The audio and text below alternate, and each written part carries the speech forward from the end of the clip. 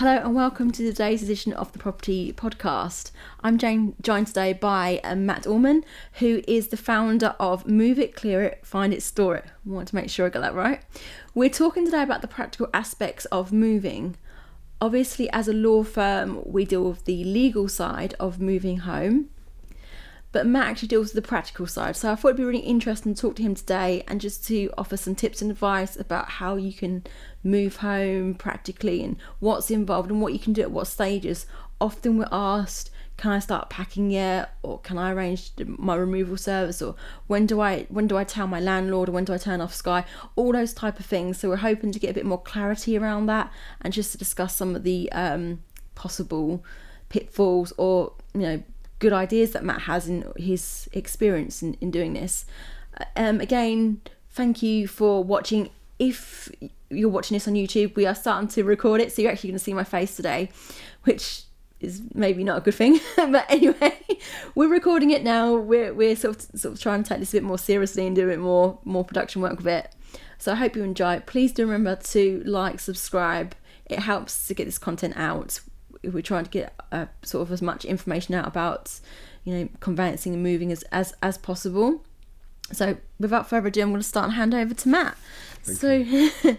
Our first question, and we tend to start with this question, is can you tell us a little bit more about your company? Yeah, so we are Move It, Clear It, Find It, Store It. We were established in 2015 and we are very much a one-stop shop for anything removal, clearance, sourcing and storage related. We do house moves and house clearances of all shapes and sizes. We have a storage facility near Ipswich and we pride ourselves and our customers are very much aware of our high professional standards, the quality of our work, and the kind of calmness that we bring to your moving day.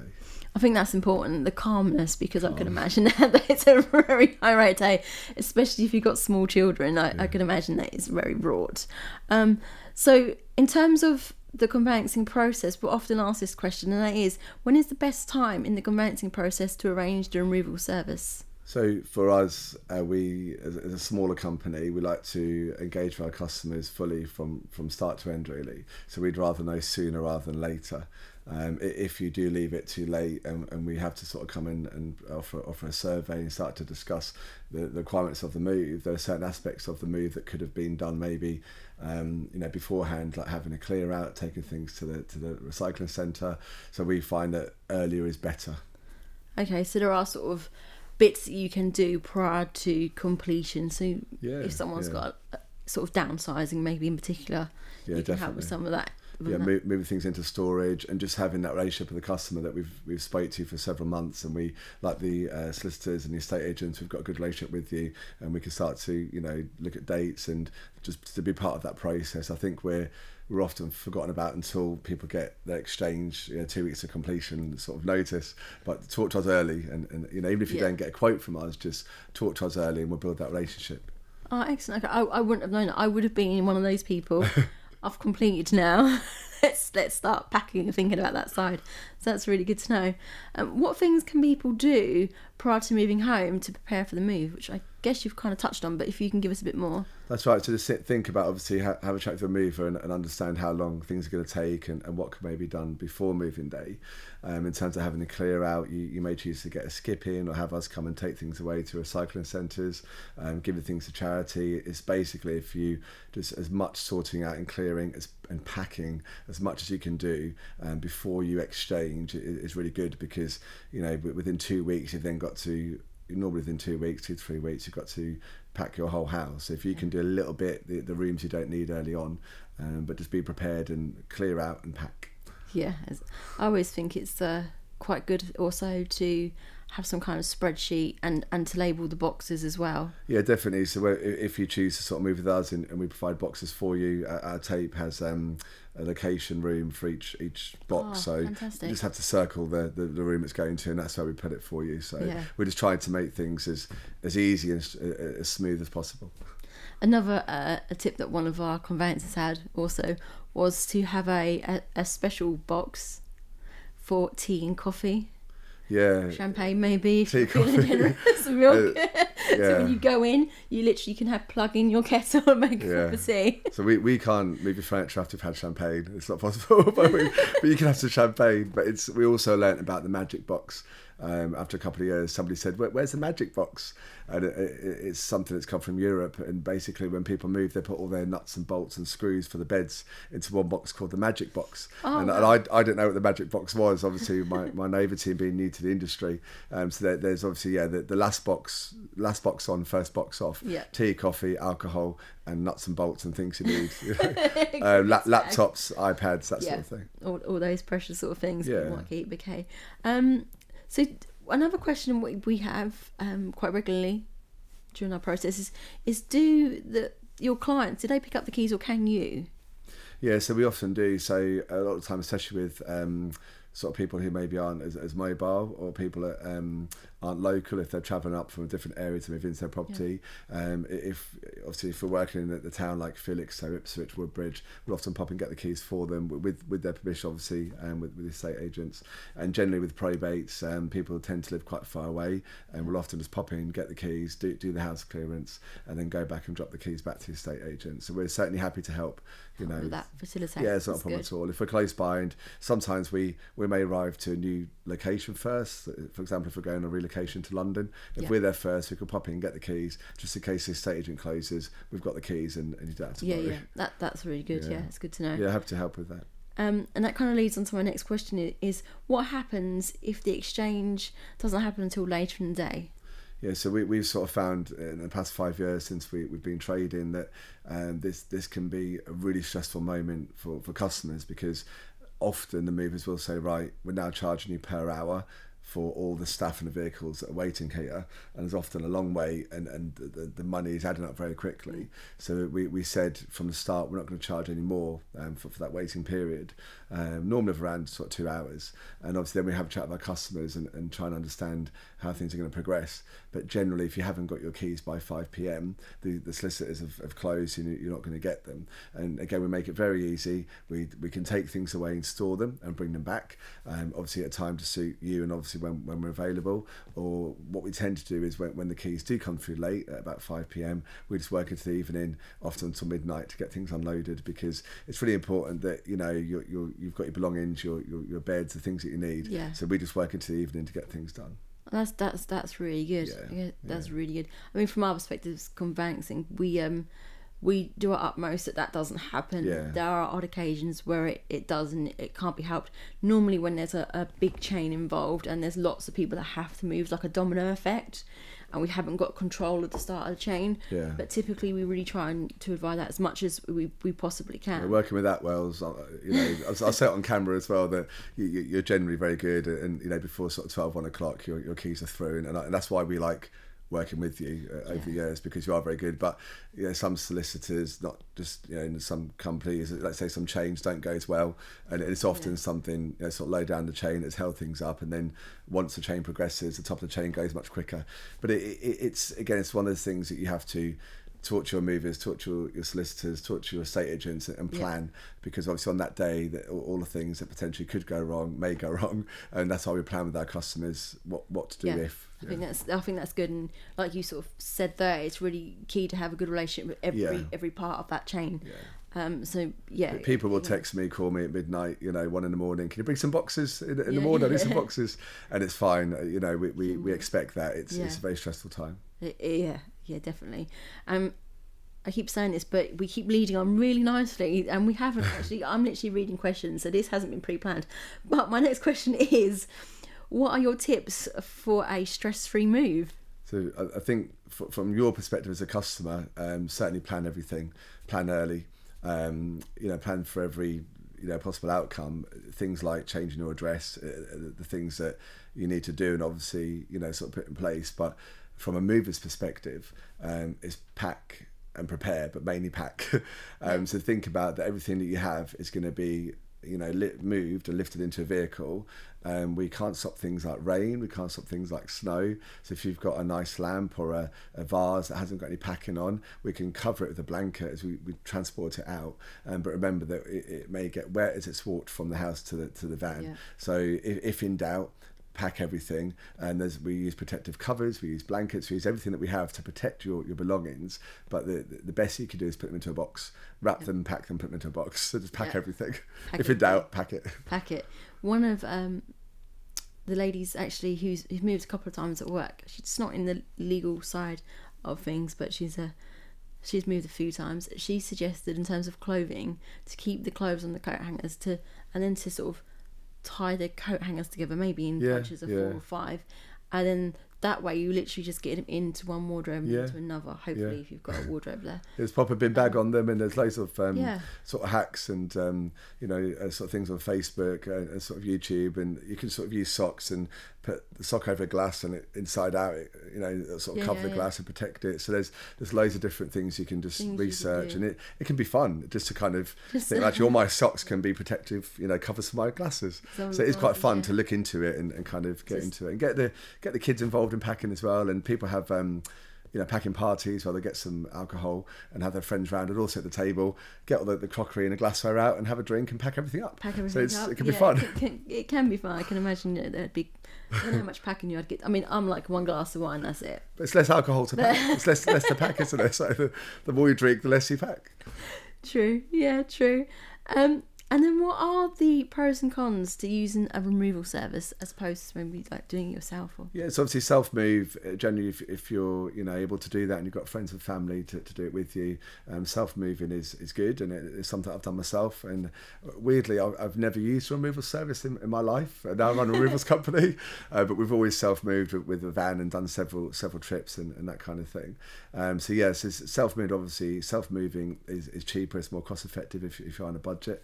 But obviously it's the stress of having to do everything else, clean the property, put everything into the vehicles, get everything ready. If you are self-moving, I would say to get the van in the day before and get the van loaded the night before, pretty much as you want it, ready. So on the morning of your move, you can just clean up and go.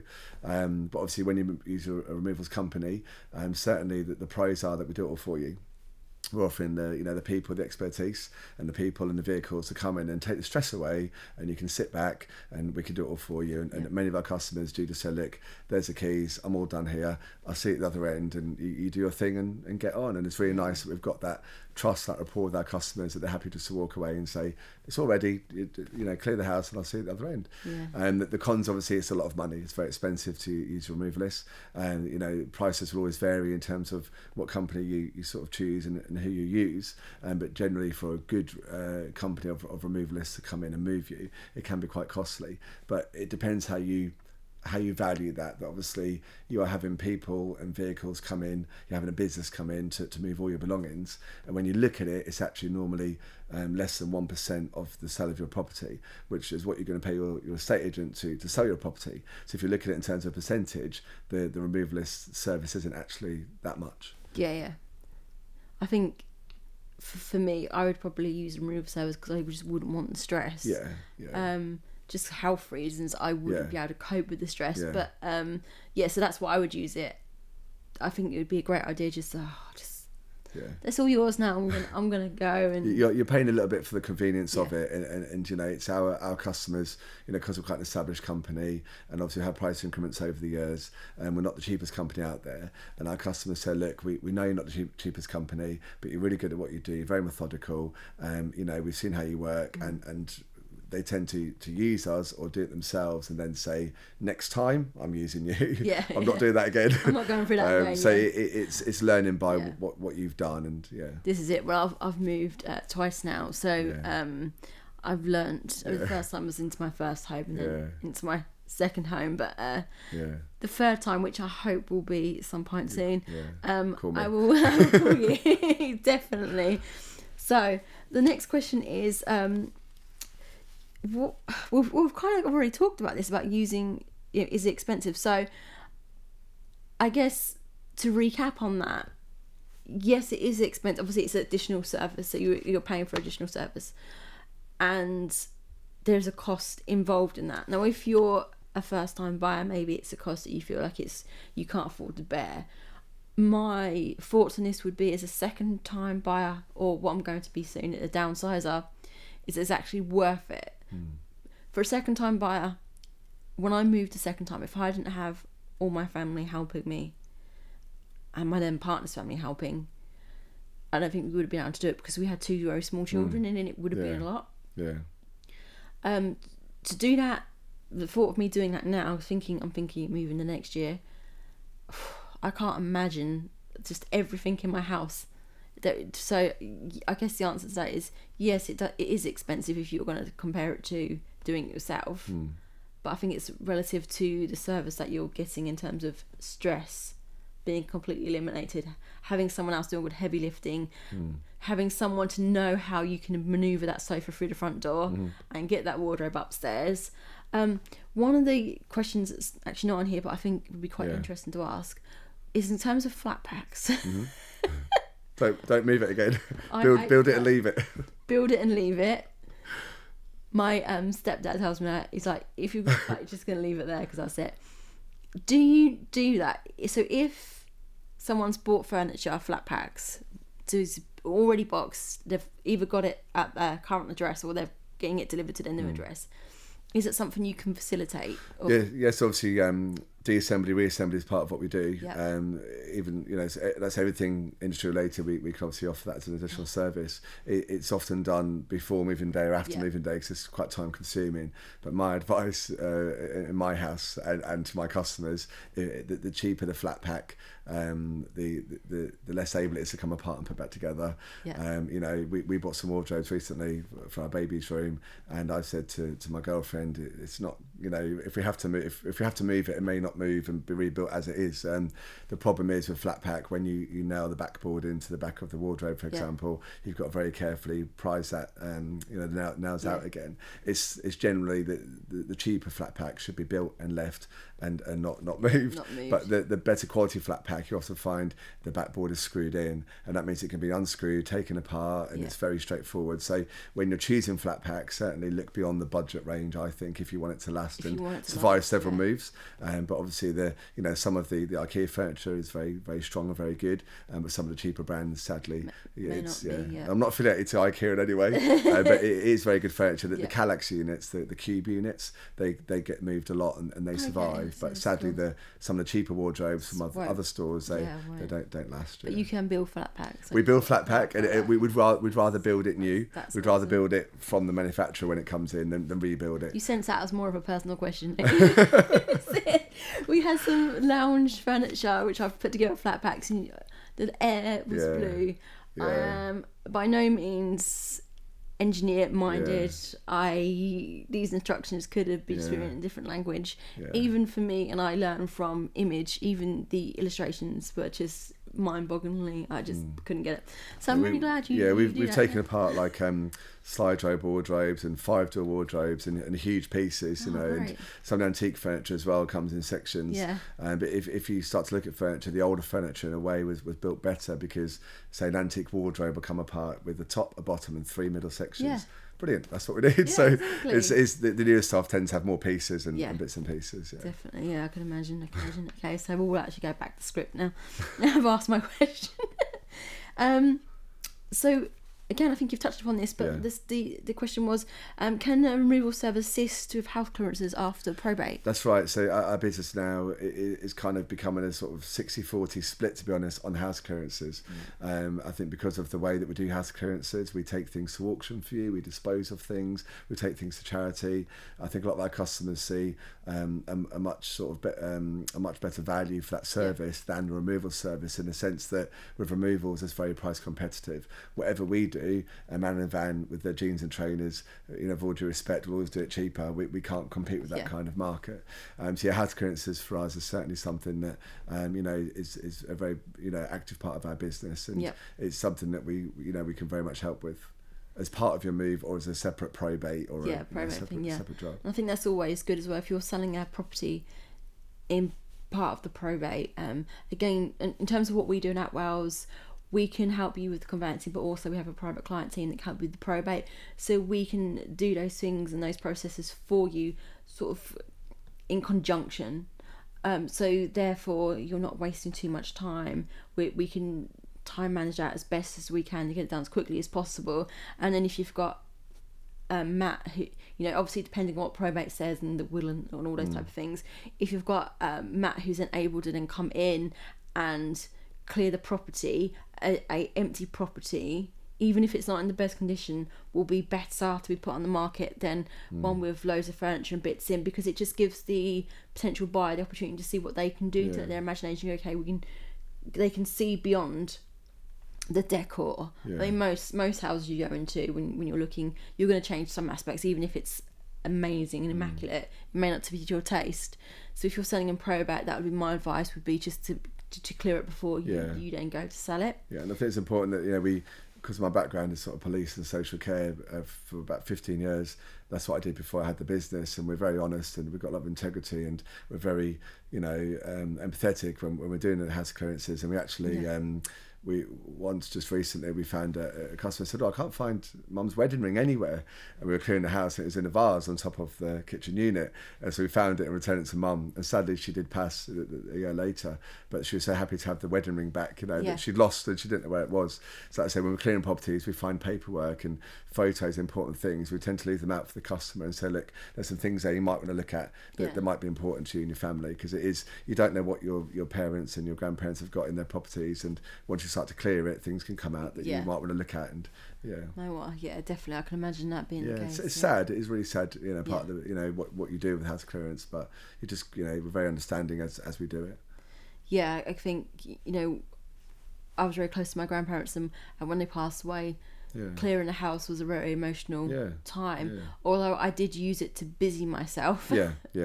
There's a stage there where it got a bit rough, and it was a great, it gave me something to do. But I can imagine especially if you live quite far away, just having a firm come in and just be like, okay, especially one that you can really trust. That's a great benefit. I think that's the thing with us. It's about trust, and our customers. One of them, our customers lives in the Falkland Islands, and we'd moved her mum, and sadly her mum passed away, a few years later. But she said, just get the key, go in, and I'm in the Falklands. Do what you do. I don't want to come in, and it's nice that we've got that trust for our customers, that they just trust us to go in and get the job done, and the property can be sold or re-let if it's a rental. But it's a very sad part of what we do, but it's also the way we do it is very understanding and very empathetic, I think. That's good. So my last question is sort of going full circle and back now to first time buyers, is if I'm a first time buyer, and I thought of this question because of my son, can you collect items from a storage unit or from my current home? So in my son's scenario, he's currently got a storage unit, which started off as a bottom drawer and has now developed into a big storage unit, mostly thanks to my mum, who's given him loads of different pieces. So he'll have things in his storage unit and in his bedroom, so to speak. So are you able to do that? Is it something that you do? That's what we do. So I met a lady yesterday, and there's some things that she'd like to go down to Surrey, and there's some things that she'd like to be taken away for disposal, and there's some things that she'd like to go to the auction. So we use a 3.5 ton Luton van, and often we use 2 or 3 of these vehicles. So having the smaller vehicles allows us to section things off, and maybe put the things for your son from storage into one vehicle, and the things from the house into the other. But generally we could section off the van into whatever you need us to do. So certainly we often do multi pickups from several places. We've got to get something from grandparents' house, something from mum's house, something from the storage. So we often do that.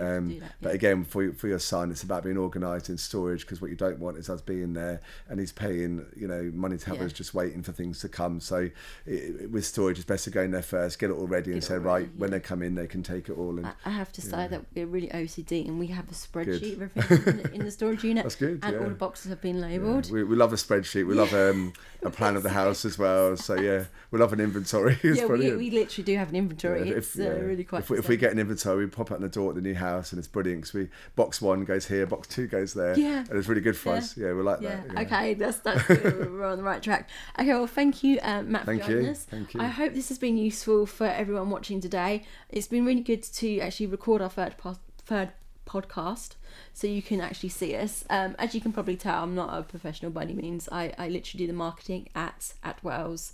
So yes, there's probably going to be a couple of misspoken words or mistakes in here. I'm not legally trained, and sometimes I struggle with the spoken word. I'm from Suffolk. I don't always pronounce my words as clear as I probably should. That's a bit of a slur to people in Suffolk, but in good humour.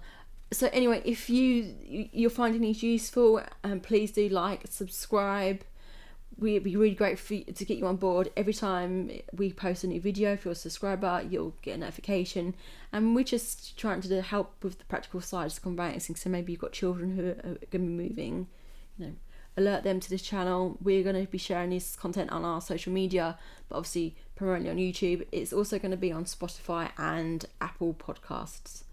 Thank you. So we'll hopefully see you again next week. Thank you. Thanks.